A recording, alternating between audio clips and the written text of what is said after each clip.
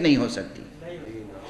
یہی سبب ہے کہ ایک جملہ یاد رکھیں، جتنے بھی تفرقے ہو چکے ہوں امت میں، غور کریں، یہ معجزہ تبلیغ مصطفیٰ ہے اور یہ معجزہ ریاضت اہل بیت مصطفیٰ ہے کہ امت میں چاہے جتنا بھی تفرقہ ہوا ہو، متن دین محفوظ ہے،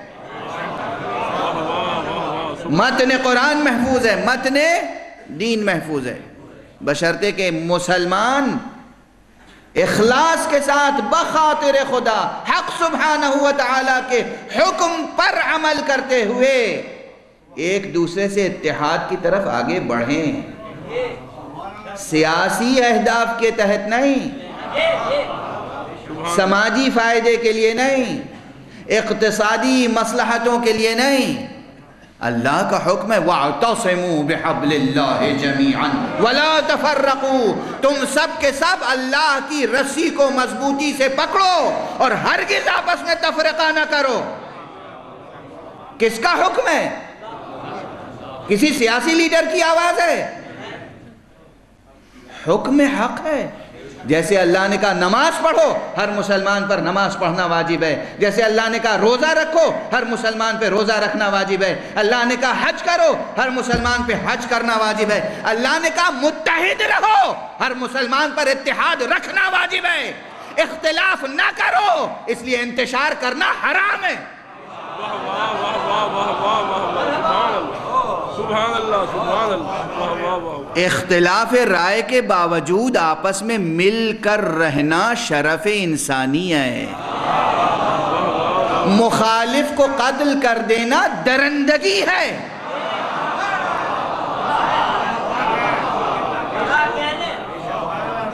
نظریاتی اختلاف کی بنیاد پر، اختلاف رائے کی بنیاد پر مخالف کو تہہ تیغ کر دینا، مخالف کو نابود کر دینا درندگی ہے، حیوانیت ہے۔ شرف انسانی یہ ہے کہ اختلاف رائے، اختلاف نظریہ کے باوجود ایک دوسرے کا احترام کریں۔ اسی کا نام انسانیت ہے اور اسلامیت تو اس سے بلند تر ہے۔ بات اس رخ پر آ گئی ہے تو دو ایک جملے اور عرض کر دوں۔ مسلمانوں، کیا ہو گیا ہے تمہیں؟ اللہ کا لحاظ کرتے ہو یا نبی کی مانتے ہو، یا صرف اپنے نفس کی پرستش کرتے ہو؟ نفس پرستی ہے، انا پرستی ہے، دنیا پرستی ہے، دولت پرستی ہے، حکومت پرستی ہے، یا خدا پرستی ہے؟ اللہ و نبی کی اطاعت ہو رہی ہے یا نفس کی بندگی؟ یہ انتشار کیوں ہے؟ یہ ایک دوسرے کو سلام کرنے کے روادار نہیں، ایک دوسرے کا سلام کا جواب دینے کے روادار نہیں، ایک دوسرے کے ساتھ ایک چھت کے نیچے بیٹھنے کے روادار نہیں، ایک مسجد میں نماز پڑھنے کے روادار نہیں، ایک دوسرے کی تقریبات میں شرکت کے روادار نہیں، ایک دوسرے کو روئے زمین پر برداشت کرنے کے روادار نہیں۔ تہذیب کا تو جوہر ہی رواداری ہے۔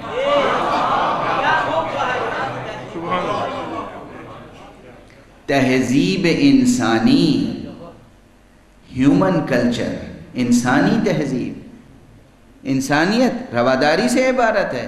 پھر عرض کروں گا، اختلاف نظر، اختلاف عقیدہ، اختلاف رائے کی بنیاد پر دشمن کو قتل کر دینا حیوانیت ہے، درندگی ہے۔ ایک دوسرے کو اختلاف رائے کے باوجود برداشت کرنا انسانیت ہے۔ اور دست ادب جوڑ کے عرض کر رہا ہوں، یہ کوئی سیاسی تقریر نہیں ہے۔ قرآن پڑھیں، حق سبحانہ و تعالیٰ کو توحید کتنی عزیز ہے۔ اس نے فرمایا ہے ہم ہر جرم معاف کر دیں گے مگر شرک معاف نہیں کریں گے، ہے نا؟ قرآن کی صاف صاف آیت ہے۔ اس نے آدم علیہ السلام سے لے کر حضرت ختمی مرتبہ صلی اللہ علیہ وآلہ وسلم تک اتنے انبیاء بھیجے جس میں جوہری پیغام تھا توحید، لا الہ الا اللہ، جوہری پیغام توحید۔ قرآن مجید کے متعلق میں یہ عرض کرتا آیا ہوں مسلسل کہ قرآن مجید کا بنیادی موضوع توحید۔ رسول خاتم صلی اللہ علیہ وآلہ وسلم تشریف لائے اس دنیا میں، کیا پیغام لے کے؟ بنیادی پیغام کیا تھا؟ قولوا لا الہ الا اللہ تفلحوا، لا الہ الا اللہ کہو فلاح پا جاؤ۔ یعنی بنیادی پیغام تھا توحید۔ اب عرض کر رہا ہوں توحید اتنی عزیز ہے اللہ کو کہ اگر کوئی شرک کرے تو معاف نہیں فرمائے گا، لیکن یہ معافی کہاں کا مسئلہ ہے؟ اس دنیا کا نہیں، آخرت کا مسئلہ ہے۔ توجہ رہے، آخرت کا مسئلہ ہے۔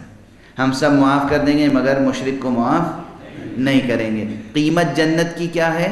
کلمہ لا الہ الا اللہ، لا الہ الا اللہ، ثمن الجنت لا الہ الا اللہ، جنت کی قیمت ہے لا الہ الا اللہ۔ حدیث صحیح پیغمبر صلی اللہ علیہ وآلہ وسلم۔ قیمت کی، جنت کی قیمت لا الہ الا اللہ، مشرک کا ٹھکانہ جہنم، یہ آخرت کی بات ہے۔ دنیا میں اللہ نے کیا سلوک کیا مشرکین کے ساتھ؟ اس دنیا میں اللہ نے کیا سلوک کیا؟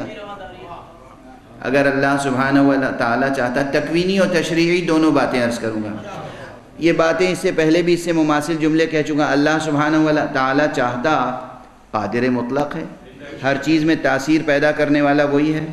اسی آکسیجن میں وہ یہ تاثیر پیدا کر دیتا کہ دیکھو جب کلمہ گو سانس لے تو زندگی بن جانا، جب میرا انکار کرنے والا سانس لے تو اس کے لیے موت کا پیغام بن جانا، زہر بن جانا۔ یہ کیا کوئی بعید بات ہے؟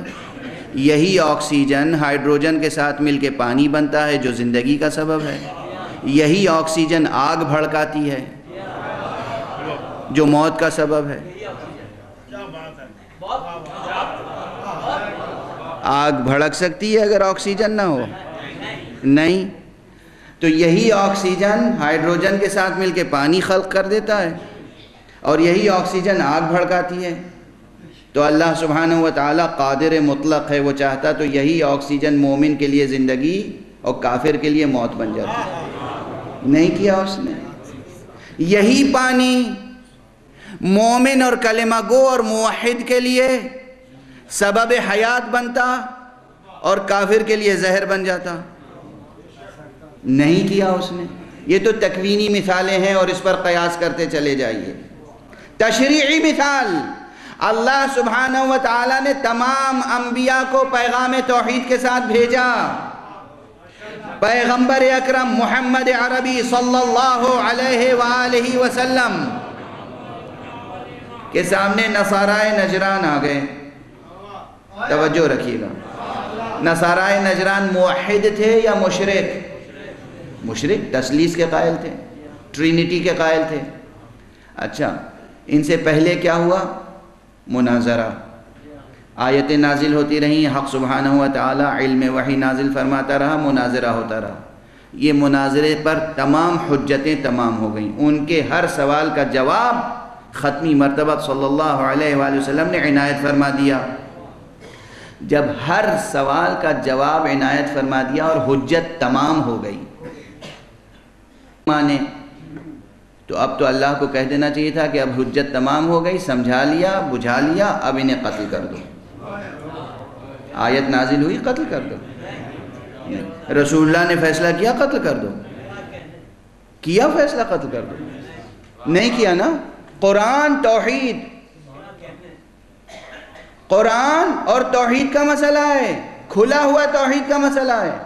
فَمَنْ حَاجَّكَ مِنْ بَعْدِ مَا جَاءَكَ مِنَ الْعِلْمِ فَقُلْ تَعَالَوْا نَدْعُ أَبْنَاءَنَا وَأَبْنَاءَكُمْ وَنِسَاءَنَا وَنِسَاءَكُمْ وَأَنفُسَنَا وَأَنفُسَكُمْ ثُمَّ نَبْتَهِلْ فَنَجْعَلْ لَعْنَةَ اللَّهِ عَلَى الْكَاذِبِينَ۔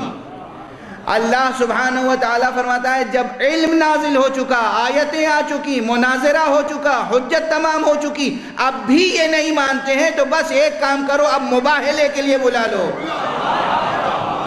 قتل کرنے کا حکم نہیں دیا، آگ لگانے کا حکم نہیں دیا، آگ میں زندہ جلانے کا حکم نہیں دیا، کہ انہیں بلا لو، بس جلال ایمان کا مظاہرہ ایک چیز میں ہوتا ہے، اگر یہ نہ مانے تو قتل نہ کرو، لعنت کرو۔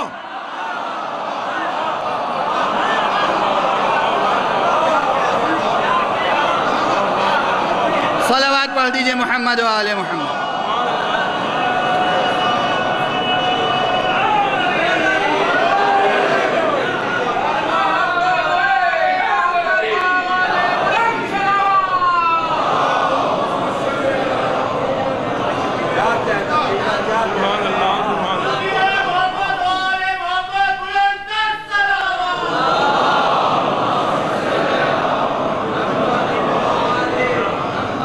میں قرآن پڑھ رہا ہوں آپ کے سامنے، یہ 3 حرف کا کلمہ گراں گزرتا ہے بعض مسلمانوں پر، لام عین نون، یہ 3 حرف لعن، یہ کلمہ گراں گزرتا ہے۔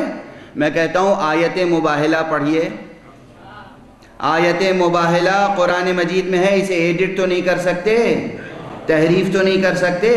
اللہ کہتا ہے کہ یہ مشرک، یہ تثلیث کے قائل، یہ اگر مناظرے کے بعد اور اتمام حجت کے بعد اب بھی نہیں مانتے تو مباہلے کے لیے بلا لیجئے۔ اور مباہلہ کیا ہے؟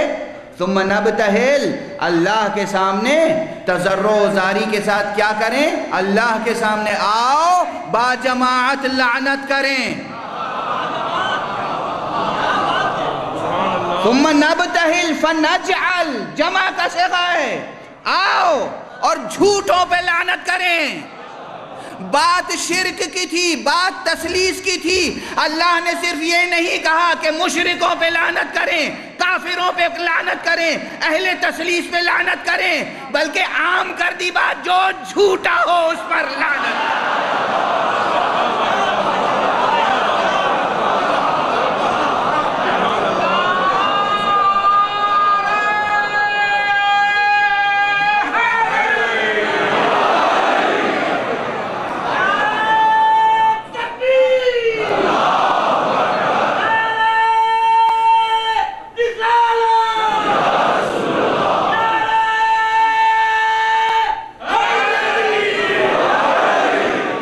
مسلمانوں سنو، غیرت توحید، حمیت اسلامی، جوش ایمانی اور جلال اسلامی کا تقاضا یہ نہیں ہے کہ اختلاف نظر یا اختلاف عقیدہ رکھنے والے کو قتل کر دیا جائے۔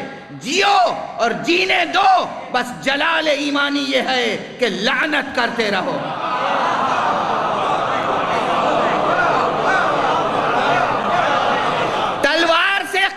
کر دینا ایک لمحے کی سزا ہے، لعنت کرتے رہنا قیامت تک کی سزا۔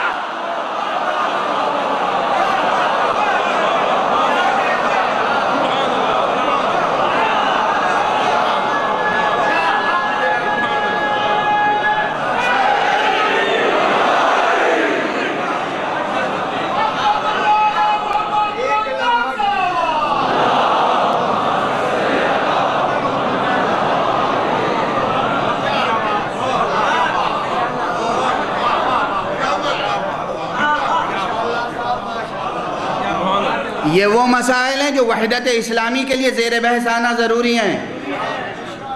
یہ قرآن کی بحث ہے، یہ کوئی مسلکی بحث ہو رہی ہے؟ قرآن کی آیت پڑھ رہا ہوں آپ کے سامنے۔ وحدت، اللہ نے اختلاف عقیدہ کے باوجود، اختلاف توحید، ایک طرف توحید ہے اور ایک طرف اس کائنات کا سب سے بڑا معلم توحید محمد صلی اللہ علیہ وآلہ وسلم، اور ایک طرف نصارائے نجران، ان کی حیثیت کیا ہے؟ آقائے دو جہاں کے آگے ان کی حیثیت کیا ہے؟ وحی الہی کے سامنے ان کے حفوات کی حیثیت کیا ہے؟ حجت تمام کرنے والا نبی خاتم، وحی الہی کی نگرانی میں گفتگو ہو رہی ہے، موضوع گفتگو توحید ہے، دشمن مان نہیں رہا ہے، پھر بھی قتل کی سزا نہیں دی جا رہی ہے۔ جزیہ لے لو، جینے دو، جیو، جینے دو، بلکہ جزیہ لیا اس شرط پر جا رہا ہے کہ اس جزیے کے صلے میں ہم تمہیں مزید زندگی دیں گے۔ خدا کی قسم، فقہ اسلامی، فقہ اسلامی، فقہ اسلامی، جزیہ کس لیے لیں گے؟ کہ تم ہماری حکومت میں رہو گے تو ہم تمہیں بھی بچائیں گے۔ اللہ اکبر۔ اللہ جزیہ لے کر اپنے مخالفوں کو پناہ دیتا ہے، مسلمان کلمہ گویوں کو قتل کرتا ہے۔ بے بن تفاوت رہ از کجاست تا بے کجا۔ کیا ہو گیا ہے مسلمانوں کو؟ یہ کس کی سنت پہ ہم عمل کر رہے ہیں؟ محمد کی سنت پر یا کسی عیار کی سنت پر؟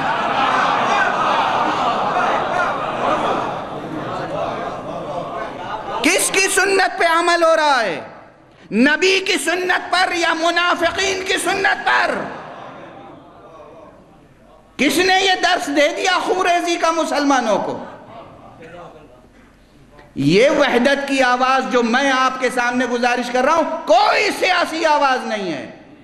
جس طرح اللہ نے کہا ہے نماز پڑھو، نماز واجب ہے، روزہ رکھو، روزہ واجب ہے، کہہ دیا متحد رہو، متحد رہنا واجب ہے، وَلَا وَاعْتَصِمُوا بِحَبْلِ اللَّهِ جَمِيعًا، سب کے سب اللہ کی رسی کو مضبوطی سے تھامے رہو، حکم ہے، امر ہے۔ وَلَا تَفَرَّقُوا، اور تفرقہ نہ کرو، نہیں ہے، ادھر امر ادھر نہیں۔ جس طرح روزہ نیت کرنے کے بعد رمضان کی پہلی ہو جائے، روزے کی نیت کر لیں، اب دن دہاڑے روزہ توڑ سکتے ہیں؟ نہیں، حرام ہے نا؟ اسی طرح جب کلمہ لا الہ الا اللہ محمد رسول اللہ پڑھ لیا تو پھر اسلام میں داخل ہونے کے بعد مسلمانوں میں اختلاف کر سکتے ہیں؟ نہیں۔ تفرقہ کر سکتے ہیں؟ نہیں۔ اختلاف رائے ٹھیک ہے، اختلاف رائے کیجئے، اپنا نظریہ پیش کیجئے، اپنا اجتہاد پیش کیجئے، اپنا اجتہاد پیش کیجئے، لیکن اجتہاد اور نظریے کے اختلاف میں ایک دوسرے سے بائیکاٹ نہیں کر سکتے، گناہ ہے، حرام ہے۔ اختلاف مسلک کے باوجود، اختلاف رائے کے باوجود، اختلاف نظر کے باوجود، اختلاف اجتہادی کے باوجود، اختلاف عقیدہ کے باوجود، جب تک کوئی لا الہ الا اللہ محمد رسول اللہ کہہ رہا ہے، ایک دوسرے کی جان ایک دوسرے کے لیے حرام ہے، یعنی محترم ہے، ایک دوسرے کی عزت و آبرو محترم ہے، ایک دوسرے کا مال محترم ہے۔ آپ کسی مسلمان کی املاک کو نقصان نہیں پہنچا سکتے۔ حکومت آپ سے جواب طلب کرے یا نہ کرے، خدا جواب طلب کرے گا۔ بس